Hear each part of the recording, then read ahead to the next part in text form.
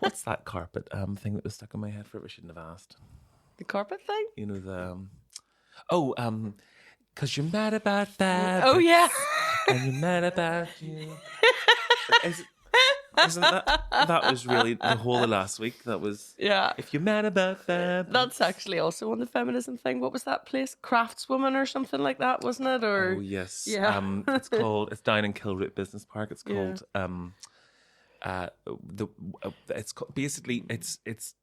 it's called what I imagine it's called is like a woman's place is in the home. Yeah. It's basically that. Are you on about like the wee Fabric shop? The fabric shop, Yeah. Like that's in Carrickfergus. Like, Yeah. In Kilroot. Yeah. In Been a fairness, couple they're of very times. Yeah. I used to love because my mummy sews. Yeah. So like we used to go out there on like a Saturday or Sunday. It's really nostalgic. What's for me. it called? It's called. I think it's called Craftswoman. Oh, Craftswoman is not what I imagine then. It's something. It has woman in the title of it anyway. Oh, doesn't it? Yeah. Ran by a few Gays. guys. Yeah. Multiple gays. Carrickfergus was this like. How we're going on holiday? We're going to Carrickfergus. Isn't there like Try a growing up song there. like that? I wish I was in Carrickfergus. Shout out to Brian Kennedy, a big fan of our show. Okay, well we'll start. Do you want to put your phone on to? Airplane. At Connolly's of more. Oh, I love it. One of my favorites. Interiors by Sharon. That's my favorite. That's my What was favorite. there was one that they done that fucking whole like like the All Stars 4 thing, like club. Oh, that's totally one Club of our things. 96. Yeah. And they're like right price carpet. Yeah. Carpets of your It was dreams. a jewelry place. Yeah. Oh, it's Mono. We'll have Giorgio Armani. Yeah. Yeah. Yes. Like Tommy Hilfiger. It's like so that it just speaks to the standard of advertising in this country. Yes, it's We should. This should totally. We should have started. Club 96. I fucking wet myself when I heard that. It's one of our favorite. One of our favorite games is like making up radio adverts, basically for stuff. I just fucking love. This could be a whole podcast, but I love Northern Irish advertising. My favorite ad ever to come out of Northern Ireland, and I really rarely even say the name of our country, but ever to come out of this country, is there was a billboard up beside, sort of on the entrance where McDonald's is, facing McDonald's on the entrance to Boucher Road, and it was for God knows what. It obviously wasn't a very good billboard because it was so distracting that there was a man, I think it was a tile company or something. Oh, yeah. But there was this And he was man. naked. No. What was? There was one there. Maybe no, that was for like a building thing, and it was like this naked man that like he was covering up like his cock with like blueprints. Or something. Oh. Because it's that building site, the one the one where they're going to build the housing, that they sort of put up the new ads. They're always something a wee bit sort of spicy, but also basic. They put up the ads, but then straight away the community in where is that? That's Sandy Row or Village, the Village, right all over it, and sort of like put little Hitler moustaches and draw. I think it was like Trump leaning, wasn't it?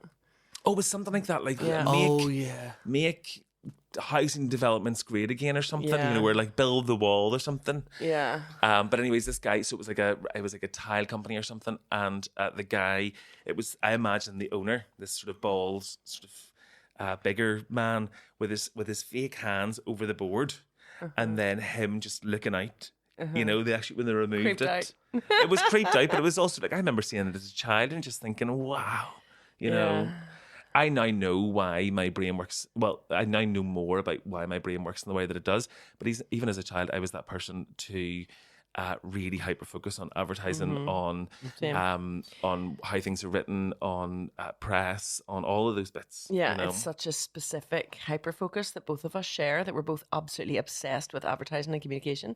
Like analyze everything. But like, you 105 ads, they. They're amazing. Yeah. If I wasn't doing this, Oh, it's the. Do you know what? Have we started or have we not? I think we have. I think we Okay. started. I'll give you the clap. Yeah. There we go. Any time of day. Today we're going to be talking it's International Women's Day, so we're going to be talking all about that, and we're very excited to do so. I think. Do you know what I was trying to fit in there is a Beyonce line, and it just Who run the world? Girls. You. There you go. But you know what? Speaking of advertising, and it's a U105 thing, because it's possibly also Q Radio or any of the other stations. I'm not sure. We tend to flip between U105 and Radio 2 in the van whenever we're driving about the place, and we'll whenever Jeremy Vine comes on Radio 2, always switch it off. Can't stand him. Can't stand just the kind of like, it's the Stephen Nolan of Radio 2, you know, that sort of style of communication. Yeah. Hate it. And then also sometimes we have a deep, deep love for Frank Mitchell, that is no secret. But every so often there'll be somebody that will come on the show that I'm just like, nope, can't do it. And just to avoid my frustrations, I will switch it over. But we generally have like a great love of all things U105, to be fair, apart from the advertising sometimes, which is a bit heteronormative. Just aggravate the Spar ads? Hell out of me, yeah. It's the fella's voice. It's like this sort of. I feel it in my head. I've made an art of that. He's not really a culty, but he's pretending to be. But he's pretending to be, right? Appropriating culture, because it's like oh, it's just your wee local Spar, you know, like just down the corner, you know. It's not the devil that is Henderson Spar. Yeah, and it's how excited he gets about such mundane things. He's like, slur, 2 for a pound. Yeah, and you're like, fuck away off. That is everything that I love about love, but it's love hate, love to hate as well. About and it's really high. Like that guy's been doing that ad or that style of presentation since I was a kid. Yeah, you know, I guess that someone at some point has sort of taken over. Yeah, so maybe that's the thing. It's like ever seen the voice for SpongeBob? They're like they have to get like new actors in. It's like they're casting people who have that same voice. That's it. Or the new voice of Mickey Mouse. Yeah, or Scooby Doo. Yeah, they recently changed that. We were watching a deep dive on Disney. We'll watch a lot of deep dives on Disney, and they were showing the Tokyo Disney. We were watching about the electric lights parade. Oh God! And the Mickey Mouse character was clearly and distinguishably Mickey Mouse, but Japanese. But speaking in Japanese, it was mad how it culturally you could lift one and set it into the other, and it just worked. Like it was so cool. Again, we could do a whole podcast on. We should actually when we watch these back, we should make a list of that because there's so many podcasts that we've promised, including Ibiza and all the rest of it. Yeah, we can do a whole advertisement one, but just final word or one of the final words you can continue to speak on silence. On advertising in our country is like we love U105. They've been very good to us. They welcome us on. Frank will come on at some stage. We're hoping to get Frank on, but those ads. There is just this kind of like there's one for a famous hire company, and they do this. There's actually one for another hire company, and it's this. And I normally hate the things with children in them. It just sort of turns me a wee bit. Oh, it's cute that one though, isn't it? Yeah. They've got. I imagine the guy that owns the company. It's his daughter or his niece or something, and she's like. You can get it all with new hair. I'm speaking positively about them, so I'll say that one. But the other one, it's this like, oh God, my back garden's a nightmare, and he's that one. He's terrible, and the bloody husband wouldn't get off his hole, so I just hired it all from the other company. Yeah, but it's like, is there no one there to say? Do you think this? There is literally.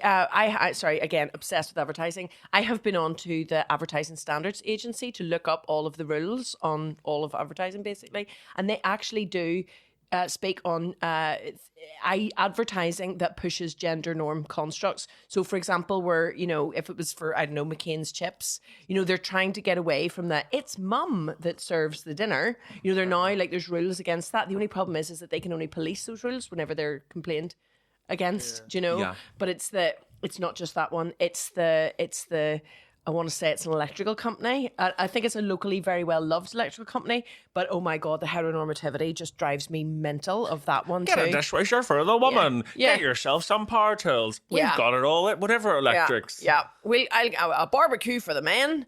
And the woman, well, she wants a dishwasher then, to be fair, you know, because who's going to do all this washing up?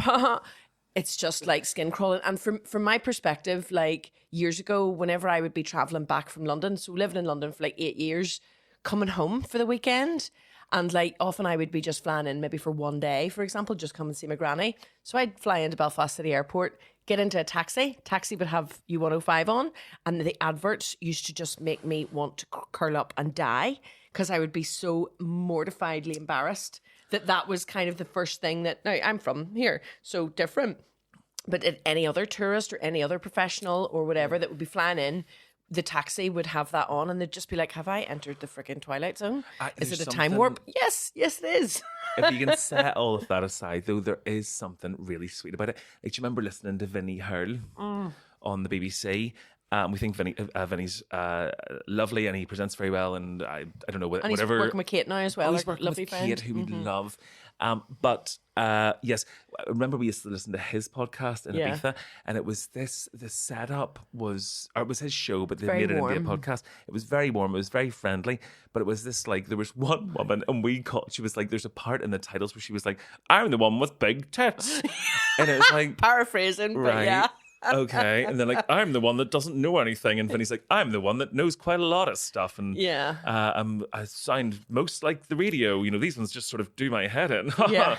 And it's for all that is. It is leaning into the misogynistic side of things, and it's a little bit lazy.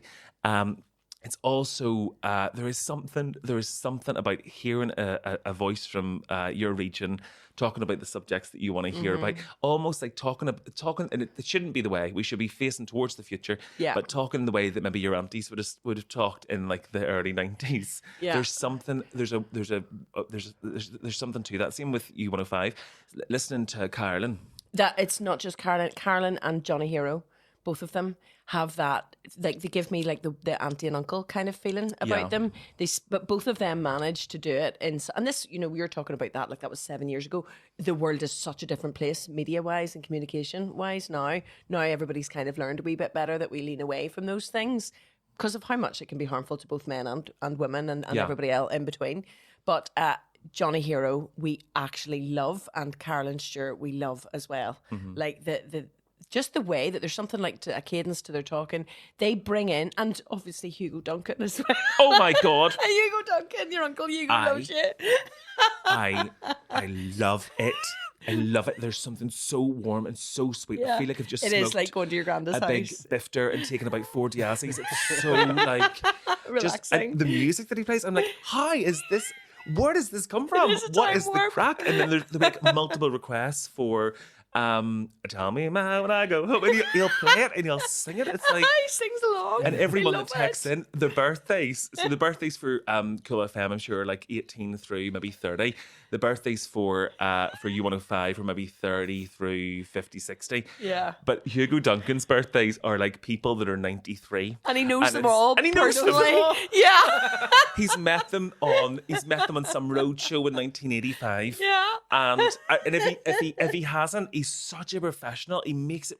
That's what you're trying to do. You're trying to be someone's friend. You don't necessarily know them, but that might be for that wee 93-year-old granny that doesn't maybe have many people around her, and her wee carer or something has messaged in. Yeah. Maybe all of her friends, because she's very old. Yeah. Maybe all of her friends have passed away. That's a real moment. You know, it's really like she'll talk about that to wee CD that comes in and helps her for 6 months. You know, that'll be a real thing. Like there's something. I think when we do an interview with Frank Mitchell, I die off. There's the child full inside starstruck. of me. Yeah. But I think if I was to meet, I met Hugo Duncan once on a road show down in some beach somewhere, maybe up in the north coast. We used to do the caravan up there in Castle Rock, and they were doing a roadshow with all these inflatable stuff, and I remember just standing and looking at them recording, and him with this mic with a big massive block on it, which we've never actually used yet, but we've got one that says "Show Some Love," which is so bloody camp. Like, there's no need for it, but it's a great prop. But I remember sitting and watching him do that, and people doing this sort of running thing with bungees or whatever, and just thinking, even now, like, if there's ever an opportunity, we're in a meeting and someone's like, "Oh, do you know, there's sort of as part of this, there's an element to it that's sort of rural funding." And we're like, roadshow. Whatever. Like, oh, why don't we get a caravan? We'll go on a roadshow. We'll give you a week, and all we need is the big puffy mics. Yeah. You know, we're live here in Listburn. It's actually lovely. I don't know what else you'd say. They've got a B&M. Yeah. You know.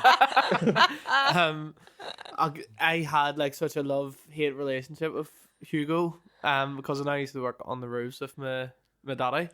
There was like an older man that like worked for him, and I would be left on jobs like to help him With that music. and he listened to nothing but Hugo Duncan. You know, if I had the wee like portable radio on, I was listening to like whatever shit, you know what I mean? Like, Yeah. and he would always go, nope, and then like go and put Hugo on, and I'd be sitting there like fucking, 16, like, going, fuck's sake, you have to listen to this shit. But now I respect it, you know what I mean? Yeah. It's a real art. Yeah. You know, and it's the power of an institution, for all its wrongs and everything it's been up to recently, which isn't very impressive at all. But it's the power of an institution like the BBC that isn't there to sell that same advertising. Totally. And keeps its airwaves, or at least sections of them, open to conversations that you just wouldn't hear. Yeah. Like the amount of musicians that we know and young presenters that we know and people that have weird and wonderful stories to tell that go on to like the Lynette Faye show, for example. It's so interesting. Yeah, we That's love. why Shout out to public Lynette. radio We love is you. so important too. Yeah. Like, coming from public radio, it was amazing, just the whole eclectic nature of like, even with what I worked in, which was a niche like sort of station, it was to cater for the Irish language community. But even within that, you had Irish language speakers who wanted to do a 3-hour long reggae, ska, and Yes. like punk show with just all vintage finals. And then you would have Ecuadorian hour. You know what I mean? What's Like, Ecuadorian? like From Ecuador. from Ecuador. Oh. So Pat Rice was one of our volunteer broadcasters who him and his lovely wife Martita used to come in. They were so sweet. They were really lovely, and they used to come in, and they lived 6 months here and 6 months in Ecuador. So they recorded 2 shows every week. Wow. And so then the 6 months that they were away, there was like a bank of stuff to go out. Amazing. And it would be like him talking about his, like, because he loved traditional Irish music and stuff, so he'd be playing his stuff, and then Martita would be playing all of her traditional like Ecuadorian music and stuff. Class. And just wee things like that. Yeah. You had all sorts of stuff. What's Ecuadorian music? If I can picture it, I picture like something to do with panpipes, something to do with like loads of drums. Have you been to Ecuador? No, but I've been close, and what I all was of the wondering. music that kind of surrounds that in Colombia and in Peru and things. It's actually really diverse. So it's everywhere from like there the was mountainous. loads of different things. So you had like things that songs that I would like. Maybe it was more like Latin just influenced, you know. So it was like there was a bit of bossa nova you would hear. Yes. Then just like Latin pop music. There Like would be reggaeton like but stuff from like, it was from years ago, like the 60s, 70s Yeah. sort of time, and then more like traditional things. And Martita would be telling you about like dances that they would do, and about the clothes and the music, culture. and like all the culture. Gorgeous. It's like a real feeling. Then you're really selling it. That's actually one of the skills, isn't it? It's Yeah. like really painting the picture. Yeah. Like that RTE program that we listened to in the car that time. Oh, the dress. Remember, we were on the way to a festival and it was called The Dress, and it was about this wedding dress that had been passed down over the generations. Like 5 or 6 generations or something I like was that. so, and it was the sort of thing you wouldn't pick, but it's the power of then just that kind of like roll-in programming that it's the only thing you can listen to. It was the only thing we had, and we hadn't downloaded any podcasts or anything. And I remember listening, and by the end of it, we were like so hooked on this lovely wee Irish set of mammies that just make the dress and they come together and they do the lace. And we were like pulled into a service station, and you know, we both needed to pay and needed a coffee and all the rest of it. But because it was on the radio, we sat and waited, you know, for the story to finish, to get to a bit before we could get out of the car. It was gorgeous. It's the power of storytelling, isn't it? Yeah. But it's like, I remember a friend, Jazz, who I knew from going to Southport Weekender, him talking, he was really just one of these really wise, switched on people that just always had great points of view. And I remember him specifically talking about Six Music and the fact that the BBC is not profit driven, so therefore it creates the spaces for non-clickbaity, advertising based, you know, the lowest common denominator but the highest level of popularity type programming. And then thinking about the likes of Craig Charles, for example, Giles Peterson, who does, but Giles Peterson has like world music, you know. So Giles Peterson uses his platform to do all kinds of like everything from like sort of blue note jazz right through to like Brazilian hip hop and all kinds of stuff. So you'd put it on because you knew whatever it was going to be good, and you'd get like a journey around the world, you know, on a Saturday afternoon. I haven't actually listened. It was always a Saturday afternoon meant I always missed it because I'd always be away off doing something. But like, it's such a special thing that... It's there, you'll hear your Ecuadorian something, and then that kind of can take you down an avenue now that music's so accessible. You then know what to search for in something like Spotify. It's actually Don Letts as well as somebody else who does the Culture Clash show. Don Letts is going to be coming to the Imagine Festival and doing a talk. I would love to catch that actually, but I think I remember our timetables are so mad the next wee while that I don't think we can make that one. But his perspective and calling it Culture Clash was always something that I thought was a really important perspective on it. That, you know, being a person of colour themselves and, you know, being from Brixton and all the rest of it meant that they were able to talk about how, you know, cultures can positively clash and influence each other, and we can learn from each other, and that's what diversity is, and that's what growth is, and all of those things. We can take little bits. It's not necessarily appropriation, but that's it. Exactly. You know, because we get into this space of like, you know, we have to treat with respect anything that is sort of like a sacred symbol. You know, it's like the people that would wear like a First Nations like shaman type feather headdress type thing to a festival, and that is insulting to that culture. Somebody who would maybe put on a bindi, for example, can be insulting. That's a good rule though, isn't it? It's if it's holy. I think that's it. Yeah, it's like, but it's not. Whenever I saw somebody putting on a question onto social media saying, I've been invited to an Indian wedding, and the bride and groom have specifically said that they would love people to embrace the culture, and if you want to wear a sari or you want to wear something with, you know, some Indian style patterns on it or colours and things like that, they would actively encourage it. But then their question was, but I now don't know the difference between cultural appropriation and culture appreciation. Do you know what I mean? And like, this is something that the bride and groom have specifically asked for. So what do? I don't know what the right thing is. My perspective on that is, well, if it's their culture and they've specifically asked you to do it, then that's your answer. Also, do you know? Green line. I suppose the question is, what's the worst that can happen? And the worst that can happen is that someone there will specifically target you and make a real point of showing you up or making a dick out of you. I don't think it is someone there. I think it's the photographs and then somebody afterwards that doesn't get the context. Bet you. That's it. You know, I bet, yeah. So it's difficult that, but then there is a way to have that conversation. Like from our perspective in the country that we share, I believe since growing up in a unionist sort of traditionally unionist background that I don't know, I can't really find a full picture of what that culture and community is or stands for, and I feel like our culture as the people of Celtic people has actually been removed. Yeah. So I don't know from that perspective, but I do know definitely from a queer perspective. You know, I know there's a way to, you know, if someone is, I don't know, someone thinks they're an ally, and I can't really think of a thing. But if they think they're an ally and they run a business and they're like, oh, I want to, celebrate Pride, I'm going to sell a cake that has this rainbow or something. But I'm also at the same time, without the full understanding, going to take 100% of that profit, not going to support any of the queer organisations or change my way of being to maybe hire more queer people or to try better in that aspect, then I understand it from that point of view. And that's profiting from a marginalised community. Do you know what I mean? It's like, on one hand, it can be seen as supportive because you are, inviting in the subject.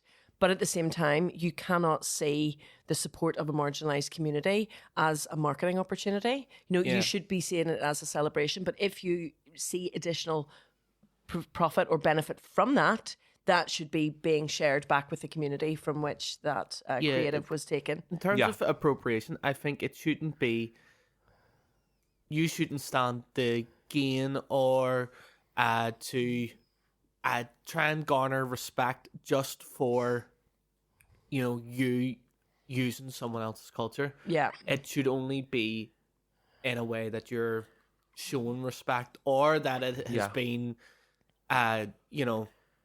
you've been given sort of the go-ahead. Yeah. So to speak. So this is like a wee bit different than that, but the point I'm getting at is that you can sort of, you can be wrong about these things too. Yeah. Yes. And as you said, the worst thing can happen is someone can correct you. Yeah. So what I was going to say is that there was an example last weekend where I was asked to do. I often get asked to do like these wee Liverpool events, for like Liverpool matches. Because I know all like the songs and stuff. So the songs that like the fans would sing at the matches. So when there's Liverpool functions here, people ask me to like get up and sing the songs for the crowd and that. And one of the songs is about, it's called Fields of Anfield Road. It's an interpolation of Fields of Athenry. Uh-huh. And already sounds spicy. Pretty spicy. And but it's like, it's nice. It's just sort of, most of the song laments like old successes and stuff and just winning trophies and that. But then the last verse of it is sort of like a tribute to those that died at like the Hillsborough disaster. Yeah. Right. And for anybody that doesn't know, Hillsborough disaster was something that happened in 1989 where 97 football supporters went to a game and didn't come home. Yeah. And the Sun newspaper, along with loads of other rag newspapers, Eclipse the Sun. Eclipse the Sun, exactly. The reason we have that phrase is because of this event and people, writers and stuff in that tried to pin that tragedy that was completely down to security. It was down to lack of preparation. Police brutality. It was so many different things that caused those people to die. What it got blamed on was Scouse people, people from Liverpool being these ruffians. Yes. And to say these like working class people shouldn't be allowed at to gather because they're just troubled people. Sort of call them second class citizens, sort of thing. Yeah. That they'll just kill each other. When. So it was that whole sort of like Tory-esque, putting like working class people down. So there's been an inquiry over the last 30 years to say that like this is completely unfounded, and finally like it's came out in these inquiries to say that these newspapers were completely wrong and that the fault was with all those other factors and health and safety. So there's a line in it where it has also been, it's always says justice has never been done. But recently people have changed the words to justice has finally been done.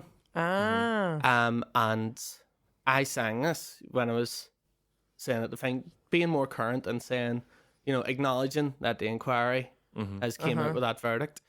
But someone, a man from Liverpool pulled me aside at the break and says, excuse me, he says, I have to say, I'm really loving your music. Good way to start. Yeah. He says, I'm really loving your music. I think you're fantastic. but can I just say, when you're singing about that song, he says, you can't say justice has been done because justice will never be done for those people that died. Yeah. Because 30 year of investigation and inquiry doesn't make up. It doesn't make up. Doesn't bring those people back for those people's deaths, but also it doesn't sound a lot like justice. To have to like my whole childhood. I came from a family of Liverpool supporters, and my whole childhood, even just on the news, you couldn't have missed it. Yeah. I remember those families fighting for justice, and now that they've eventually made the decision and having to be pushed and pushed and pushed, it doesn't feel very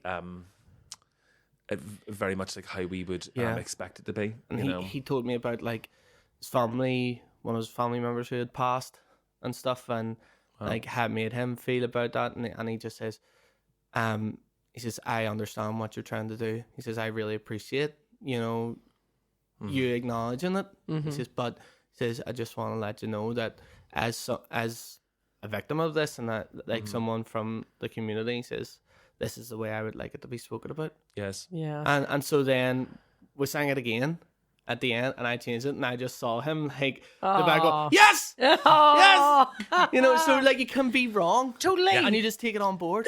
We have to leave the spaces to be wrong and to learn. It's like otherwise, what's the point? But I think that's one of the things that people kind of struggle with the most. Is actually I shared something on my Instagram is like full of sharing sort of wisdoms and things that I've seen other people write that I've Your thought, inspirational quotes, my aren't you? Inspirational quotes, Mine's is all pretty much all dicks and packs. Exactly. But one of the things said, and it actually echoed with something else I read this week, where somebody was talking about the attack on masculinity, and all of a sudden now it's a bad thing to be a man, and it's like, no, we're not. It's white people are not the problem, it's white supremacy. Straight people are not the problem, it's homophobia. Do you know what I mean? And it's going along that sort of route. But we have to have the space to be able to say, okay, I've learned more, so now I can do better, and I'm sorry about that. But we always have to be open to those things. But I think that particularly in this country, we have a bit of a crisis whenever it comes to how we communicate and how personal things get, where people can't see the difference between even like professional decision making and professional standards versus the way that any discourse may happen between people that are friends or friendly with each other. We have to have the space to be able to say, oh my God, I'm sorry.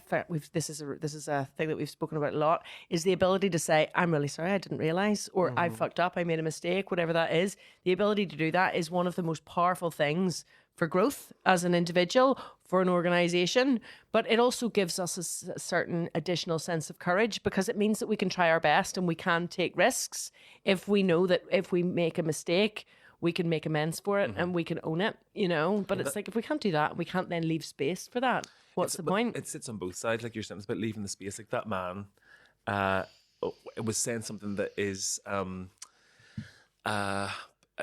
is literally confronting. But the way that he sort of placed it, the fact that he let you know that he's not only in the arena but has skin in the game, has a personal story that's attached to that.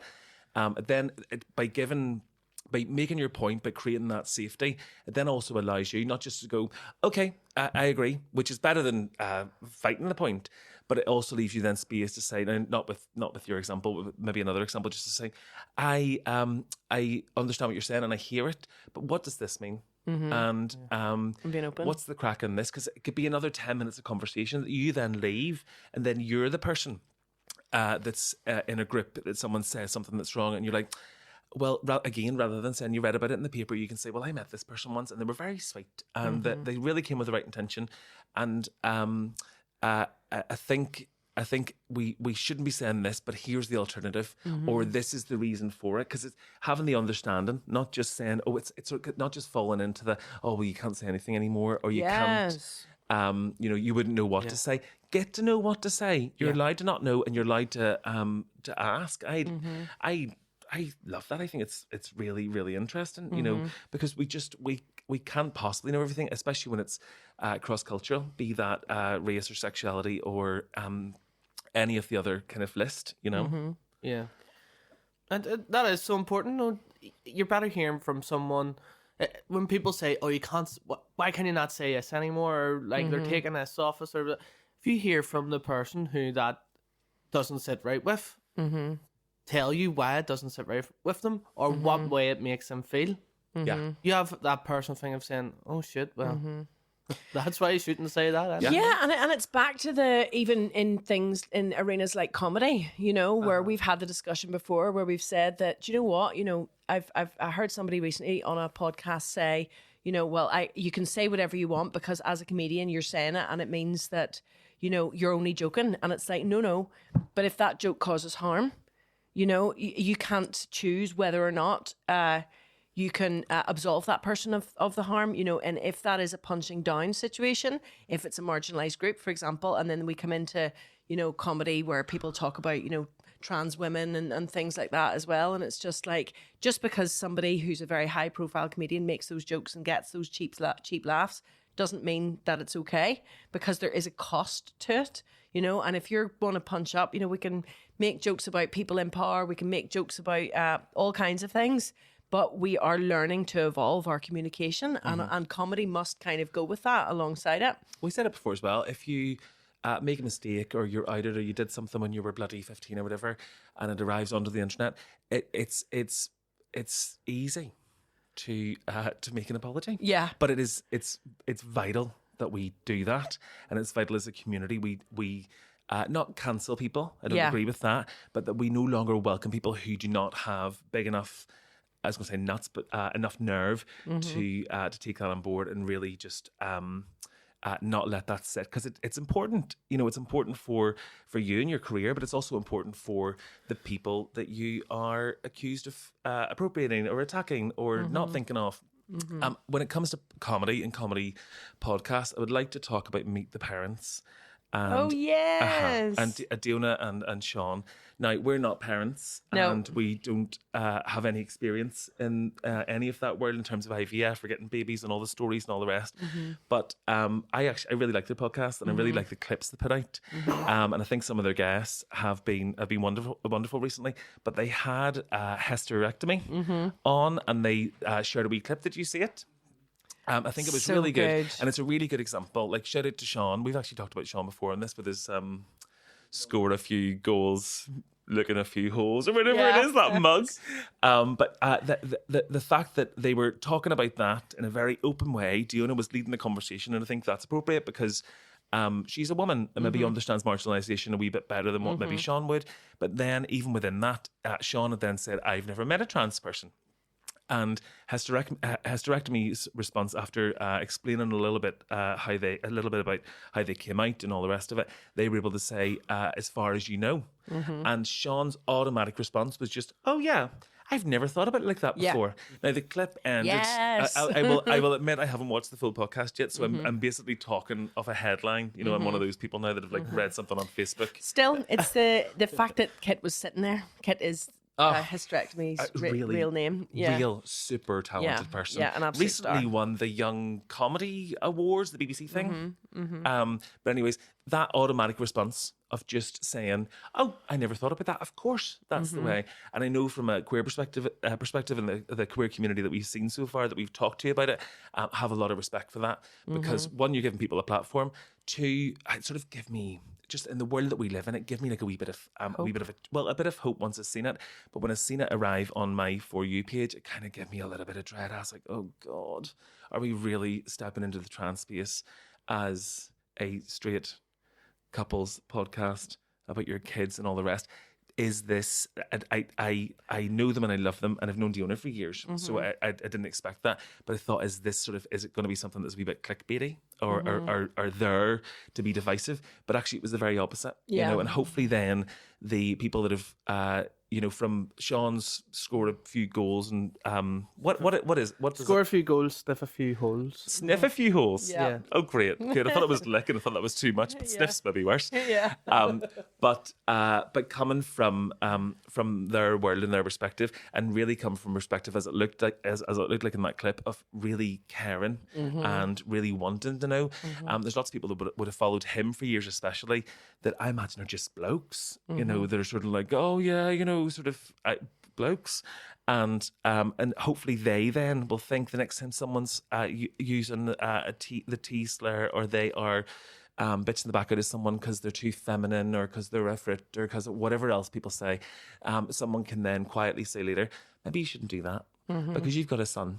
And they could be a daughter one day, or because I've got a son and they're a wee bit feminine, or whatever. You know, it's removing some of the shame and some of the confusion, and actually then opening the conversation for people to say, I don't know what to say, but I watched this thing once, and then I know a wee bit more. You know, I think it's there's two things. It's like we're now starting to understand tokenize to normalize. That sometimes things may start as an element of tokenization or like, you know, the shock or the surprise, regardless of the intentions behind it. But then that can still and regularly does lead to good things. You know, it's like inviting more people of colour into your employment spaces, you know, inviting more women, inviting more queer people, you know, like sometimes it takes like a, for want of a better phrase, diversity hire to actually say, hang on a second, I had to fit a number or a quota or something like that. But now that person's in, I can see the talent, I can see the benefit of it. And the next thing, that person has opened the door for everybody else to come in. So that there's an element of that. And we're starting to understand that it's a necessary evil at times. I'm sure we've been that, you know, the token gays many times. We would say we're the sort of rent the gays sometimes. Yeah. But whatever, then we get in and we have a gig and we make great content, we have fun, and then the next thing there's loads more gays or, you know, more women or more other type people within those spaces. Yeah, exactly. And it's also the difference between cancelling and deplatforming as well. Because I think that the immediate call to cancel people after one failure or one mistake or one disclosure of something from somebody's past, I don't think is cancel worthy. I think that it's really important that we do create those spaces for people to be able to address it, apologise for it, learn more, do some more work around it, and then we can start to see. However, then you also get the Trumps and the Katie Hopkins and all of those types of people whose deplatforming has actually been extremely successful, because then it sort of removes that sort of vile validation of those really toxic ways of being, that whenever people see somebody who earns lots of money and who profits from those opinions, whenever people see that, it makes them feel like it's okay for them to share those vile sentiments in their own circles. So I think that there's a bit of a balance between the difference between cancelling and deplatforming, because I think that they are kind of very important and powerful things, and that we shouldn't be necessarily like continuing to give money to, for example, anything that is anything to do with J.K. Rowling, no matter how much you love Harry Potter. I think it's just gone past the point now of just like... It's the one... It's tough. Straight people need to switch onto that a wee bit better. Yeah, it's the one thing that really just sort of... It's the one thing recently that really turns me. And we have friends and people that will love that are really into it and have recently went to events or they went and did the tour or whatever. I would love to go to London and see that tour. I've done it. Really into behind the scenes stuff, and it's meant to be amazing. But there's something about it that just sends the wrong signal. It's saying, yeah, they have their opinion, I don't really care. And it's knowing that Harry Potter is still paying her to, so all of those projects pay a turf, a fucking turf that inspires more nutters out there to attack people verbally, to attack people physically. It's people like J.K. Rowling and what you call your man from Father Ted? Graham Linehan. Oh God, what a vile human! But it's not realizing that by you attaching yourself and who you are to something that is to do with that subject matter, you don't realize the effect that has on queer people all over, because they see that and they go, oh, you mean you don't understand what that means to me? Yes. And that's kind of that's the problem. Even if it is something that doesn't pay them in pounds and pence, it's not something that's directly tied to having to pay a license fee, for example, like at the big parks. Even if it's just that you put something on social media that is aligned with that, it makes every queer person that you know die a little bit inside, because they go, oh, so you don't care. Do you know what I mean? And it's those types of moves and messages or not that you don't care, but that you don't know. You don't care enough to know. Yeah. That's kind of the thing, you know, where it's like, she is one of the most powerful people on Twitter, and one of the most powerful anti-trans advocates. And recently some of the comments she's come out to say are, make no mistake about it, she is 100% anti-trans. And I think particularly whenever we're in the context of International Women's Day, you know, we have to support all women. We have to be intersectional feminists, and we have to understand that until everyone's free, no one is free.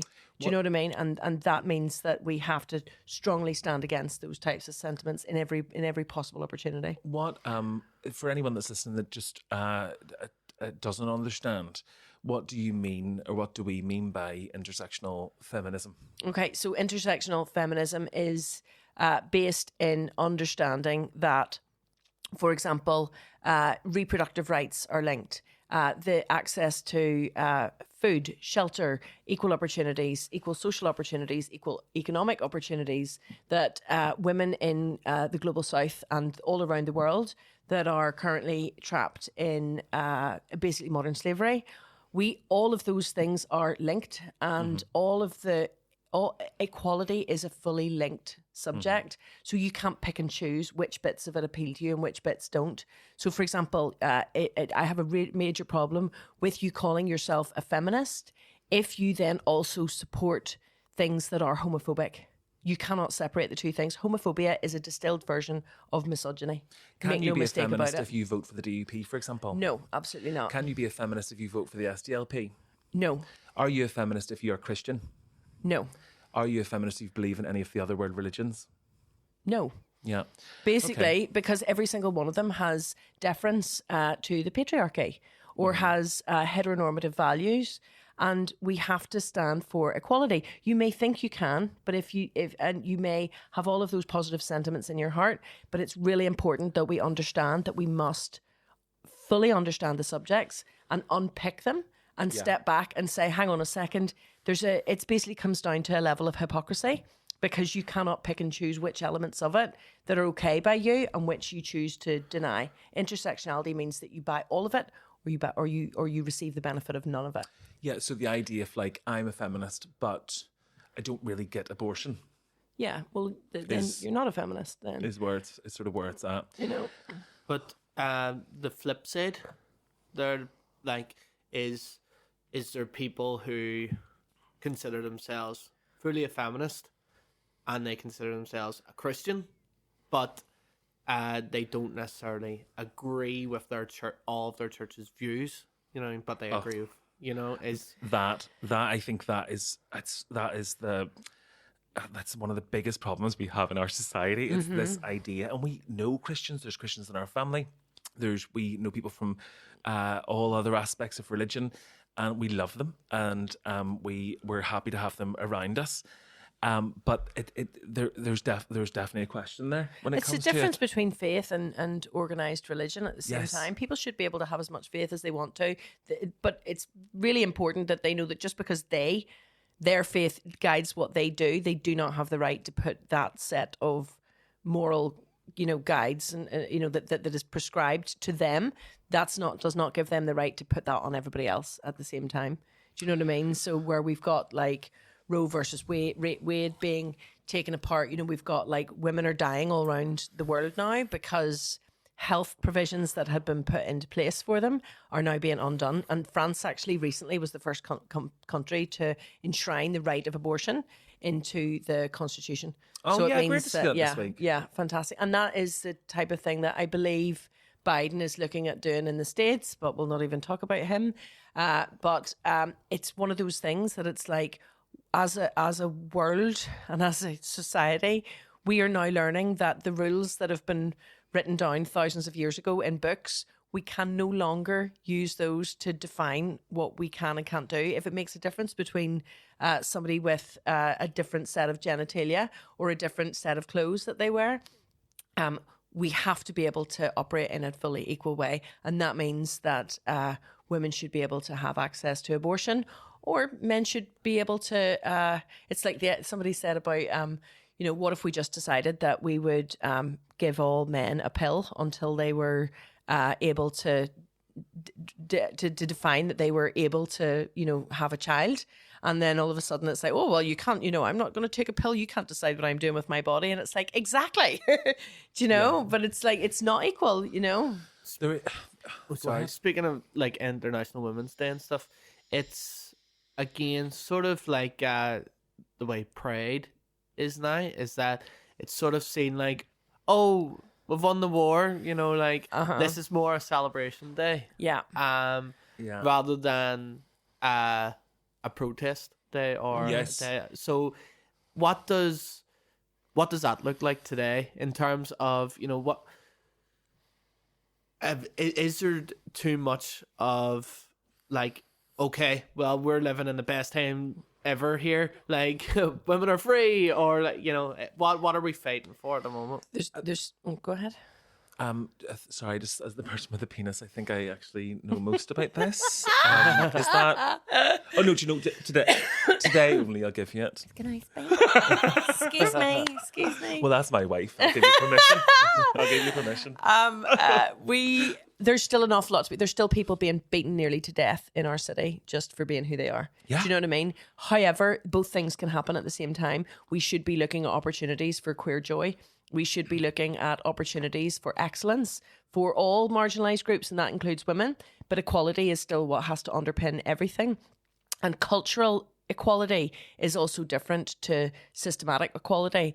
And systematic equality has not yet been achieved, you know, but the cultural equality is one of the things that we need to address the most. And that is even the thing that comes down to language. It's one of the reasons why we beat the drum so much about things like comedy.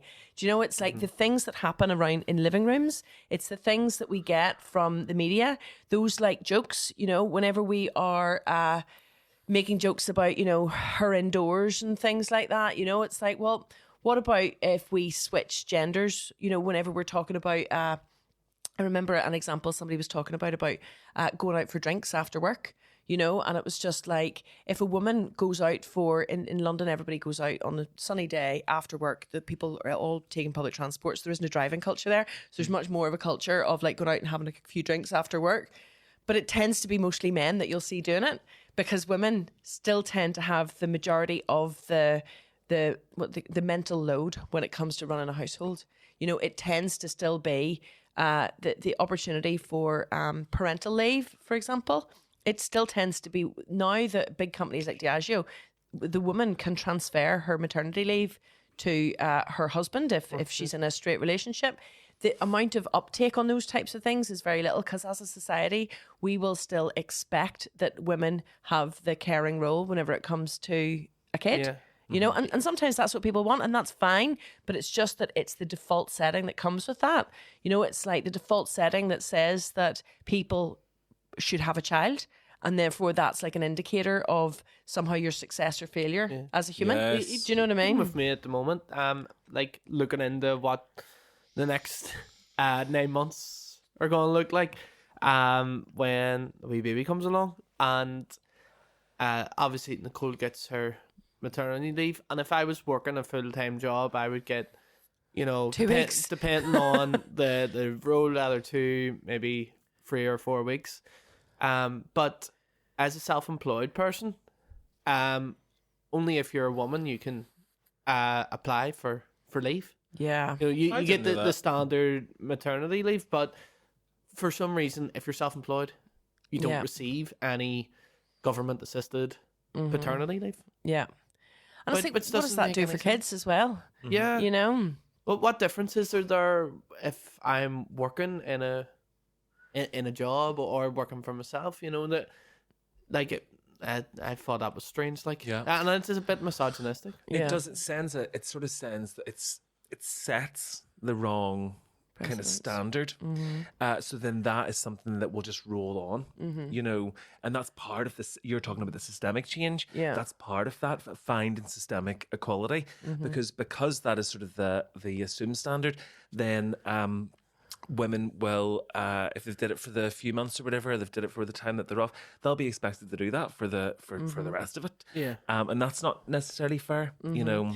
Like, I completely will fight to the death for all people who want to be parents to have the right provisions set up, support, all of the things that people need to do that. And it's a really vitally important thing.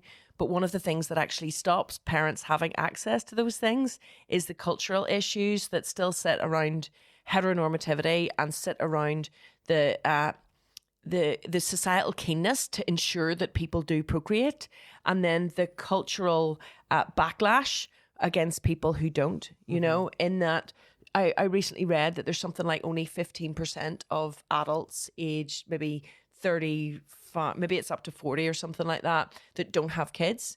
You know, and I know that a lot of that pressure, I know that I felt it as well, like having been somebody who's decided that that's not a path I want to take. I know how that is like a disappointment to my parents, for example, you know, but we can't live under those pressures. You know, I remember whenever I got married, as soon as I got married, and it was mostly women that did it, anytime I would be at like a family party or something like that. When's the baby? Oh, God almighty, it drove me fucking mental. like I would have to have like I would almost make a point of saying, yes, I'll have a second glass of wine, because it was one of the few ways that I could signify to people, no, I'm not pregnant, no, I'm not trying to be pregnant, and so please stop asking me. It's like eating shellfish, wine down your neck. Yeah, but it's just like, where is the space for people to not have to deal with that onslaught of well-intentioned, basically boring small talk that people put on people, but often I think is the thing that people do, where it's like, well, I'm in the club, so therefore you should have to join it too. Do you know what I mean? It's like, well, there's a societal divide. Even the engagement thing, as soon as you have you get engaged, it's like, have you got a date? Yeah. That's the first question comes out of people's mouths. Have you got a date? Yeah, I just think we all need to get a wee bit better and a bit more responsible with how we talk to people. You know, it's like, even like between the ages of 20 and 30, you know, it's lovely whenever somebody knows what they want to do and they have their shit sorted and, you know, they find a relationship or whatever.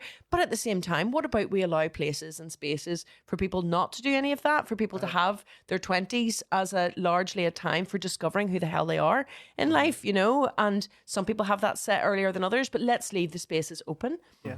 For people to be able to discover, so that by the time they get into their 30s, maybe now they've done a wee bit of learning, they've done a bit of traveling, they've tried a few different roles and things like that. And they've grown to a point where they're actually emotionally capable and mature to be able to make more permanent decisions and things like that, you know? I'll be the first person to say, like, do your own thing. Yeah. Yeah. And we done that, like, stereotypical, like, engaged, married, house, like, baby, you know. But you like, are a wee like dream exception, no, at the same time, but you know. But you're kind of the thing that people sort of think that is automatic and a default, but actually it's very special. But what you know? are doing is doing your own thing here. Look at what we're sitting, look at what we're doing, look at the quality of the material you're putting out there and the work that you've had to put into your wee face, but the work that you've had to put in to make this happen. Yeah. Like it's really something. Same for Nicole doing her counselling bit, and she's pregnant while doing that and doing another 10 things at the same time. You just work your butts off. Use your stars, you know. We didn't just by default go, no, we're doing the XYZ thing where it was lots of talking and lots of, do we want this or do we want this? And like we decided, oh, this is the thing that we want, so let's do that. Yeah. You know, and so and it's worked out well. And it's beautiful. Yeah. But there's a lot of people who will get married or remain in a long-term relationship way past its sell-by date because they don't want to be perceived by society as a failure, because they don't want to be by themselves, you know. And then this thing that is drummed into people about like, oh, well, you have to have kids because what's going to happen to you whenever you're older? You know? I feel then for people. So there's people that choose not to, and that's an annoyance. But then there's people who cannot do it. Exactly. You know, and you think about those women or couples out there that would love to have experienced loss in that space, and it's really very common. Yeah. And it's so like accepted that you can ask people, not knowing what the situation is. Yeah. You know, oh, when's the baby coming? You're like, you don't know what that person's been through. Like we don't even know how prevalent the rate of miscarriages is, because it's a fucking taboo, and it's highly, highly traumatic for people to go through.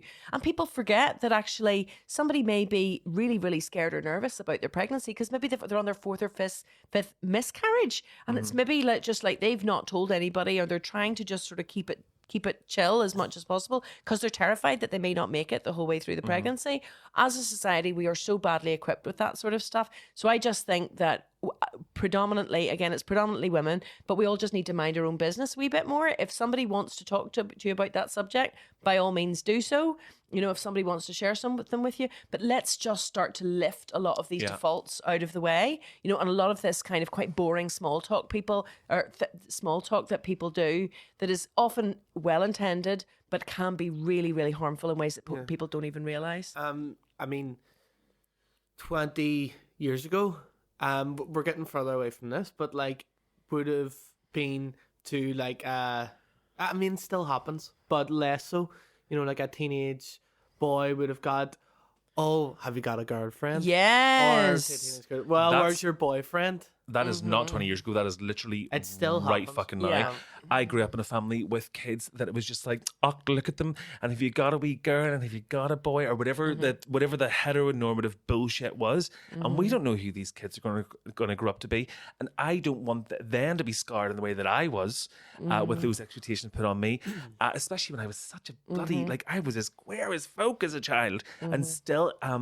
it felt very intentional then to sort of to push you down that path. You know, people would be so all biz whenever I was a kid, whenever I was a teenager, and I sort of went through this string of girlfriends. I think a lot of queer people have this experience where they kind of like, they're like, oh, nobody must know that I actually am into men. Therefore, I'm going to have 4 women at once.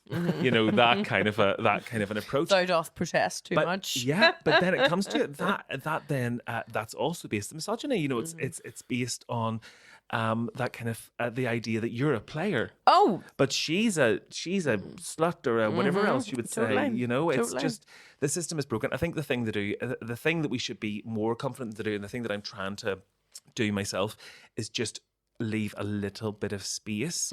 So if there's a few people talking, leave it a wee second. Most likely that first thought isn't right. You have to at least analyze it. So if someone says that they lost a baby, for example, not to sort of labour this point too much, but if someone says they lost a baby, my first response is to ask how far along they were. And that then diminishes the fact that if you lose your child earlier on in the pregnancy, that somehow It wasn't that serious. It wasn't that serious, that it wasn't a real baby. Could have that been it worse. wasn't. It could have been worse. Yeah. And actually, you do not know how hard that is for someone. And same, like we do this thing where we compare our traumas, and it's happened to me in the past as well, where I'm like, well, I have experienced sexual violence and it nearly killed me. And then people are like, oh, that's bad. Yeah, that's terrible and all. this thing happened to me. But this thing happened to me, and it was worse. No, they don't say it was worse, but it's the 11 or intention. 8. Yeah, yes, it's 11 or 8. But it's that sometimes people just don't process, and it's just the first thought. Your first thought is so often because it's about you take in the environment that we're surrounded by.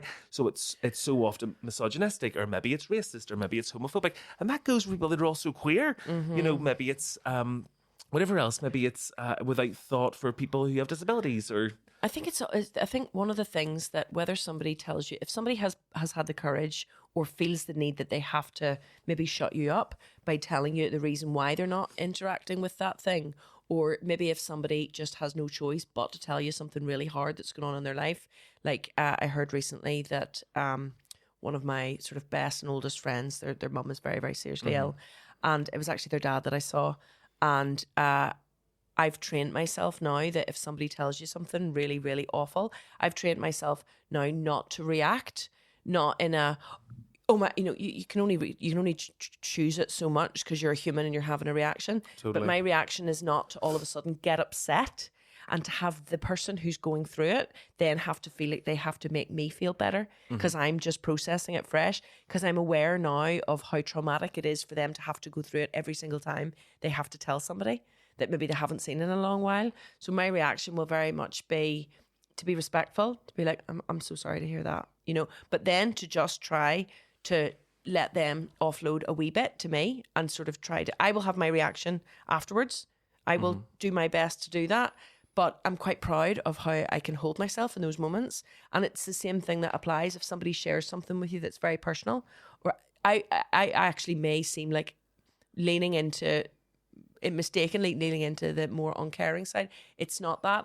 I'm just not wanting to give them back something that they then also have to process whenever they're dealing with something quite difficult. We have a lot of guilt, you know, in terms of when someone tells us something like that, we feel like we have to show this person that we care more than anything else in the world. But it's not the case. If you just say, I'm sorry to hear that, that's all a person needs to hear. And they be just respectful. need someone to listen to you. They don't need someone who's going to falsely empathize with what or even you're real saying, empathize, like- but still, it's just you're offloading something. you don't onto have them. to. You don't have to have went through the same thing as them. Yeah. Or like pretend like you've went through Yeah. the same thing as them. That makes it worse because it diminishes the trauma that they've Mm-hmm. been through, and also I've went off. Go on. Well, No, that is true. No, I agree. 100%. Brene Brown, we're big Brene Brown fans, and she said sort of something similar to what you're saying, Sean, in that she said she was speaking to somebody. She's a trauma and she's like a researcher, like an academic. And one of the things she looks at is trauma and shame and guilt and things like that. And she was saying that we have a habit of if somebody has experienced loss, we then have a habit of not wanting to share positive things with them. So, for example, if somebody has lost a child, and that was the example that she gave, Yes. was she said that that the person who was describing this hated the fact that then people didn't talk about their own kids with them, because she said that actually it's only whenever you feel comfortable to share with me your joy that I can understand that you understand the sense of what I have lost. Yes. Do you know what I mean? And I thought that was so powerful. And it's like, it's just something that we should try not to. We should be respectful, but also try not to edit ourselves too much or exclude the person because we don't want to. Because we're trying to police how they might react or how they might feel. But actually, we're much better to act as normal as possible because they might just be trying to cling on to as much normality as possible, and people can tell when Be you're yourself. editing. Be yourself. Be yourself, but there's also be yourself a skill, like you were saying, like you've said in multiple podcasts. But there's a few parts. So the be yourself bit is important, but the with skill part is then practicing those Social skills. Those skills. So you're able to say rather than like you're saying sort of makes something up or tell someone something similar or whatever. You can say I've never experienced that and I couldn't begin to imagine what you're feeling right now, but I really love you. Yeah, and I'm here to listen to you. I'm here to listen to you. It's also like, just to sort of rewind back on what you were saying before as well, Becky. It's whenever you tell someone something really shocking, it's knowing that you can do more harm than good, and that's kind of like one of our sort of running themes. But you can do more harm than good in the sense of your shock and your emotion can often send the signal to say, because I know this from personal experience, it can send the signal to say, I don't know how you are going to cope with that. I couldn't cope with that.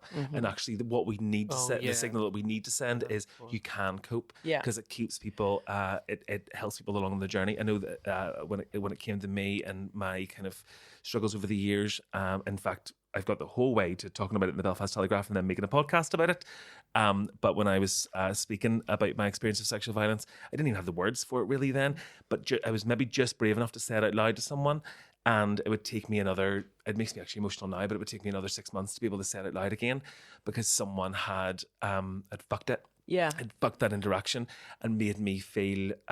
they had a huge reaction to the oh, news. God, it was... Because you're just brave enough, you're just coping enough, and you trust that person because you think you love them and that they can take it. But they then, go to pieces to hear oh the my news. God, and then that person that you think is strong enough to do that can't take even the story. It used to send me, I used to be just on the rails and then you'd be straight back off again, you know. And contextually, I know I seem like I'm beating this drum a lot, but it is important for the format that we're in. It's why we don't make jokes about certain subjects. Like we don't make jokes about AIDS and HIV. We don't make jokes about suicide. You know, we recently had an encounter where we had to challenge somebody because they were making suicide jokes. And we may have people within our midst who have, like Connor, for example, and other people whose experiences with suicide are so close that actually we would want to make sure that those things don't happen. So it's a much better default setting that says that we just don't make those jokes about things, because we never know who in the room is suffering from quite a near trauma around something like that happening, you know. So we're not too woke to joke. We make lots of jokes about lots of things and we have a laugh and we have a gag, but there are unquestionably certain subjects that are off limits, because you never know how much they can really, really harm somebody who's experienced something really, really serious. So the shock value of things, I hope that we're all starting to learn that we need to evolve past those things, because there are literally people who are dying, you know, in the midst of other people laughing about those traumas. Do you know what I mean? Well, what a lovely. We've overspoken by about 15 minutes. The last thing I want to say on that is that it's also like that guilt thing. It's also like when you receive like a compliment, something I've like tried to like deal with is, you know, when someone says, "Oh, I love that," about you, or like, "Oh, this is brilliant." We've got that guilt to be like, "Oh no, we're not good at all." Like we're like, so you have away. You say, "No, I'm shit, and I don't deserve that compliment." But you, however, like deserve this compliment, you know, and you try and find something. It comes across actually more. There's less value in that. Yeah. Better like, just say thank you. You just say thank you. Yeah. Mm-hmm. Imagine you getting the last word in our International Women's Day podcast. Well, I'd have to. The man in the room. Fair enough. Yeah, fair enough. God, the world we live in and what we have to go through here. It shows some love life. How does it feel to be the token straight person? Excuse me, I'm going to get the last word. The end. Fair enough. No, I'm getting the last word. No, I am. Yeah. Thank you very much. Show some love.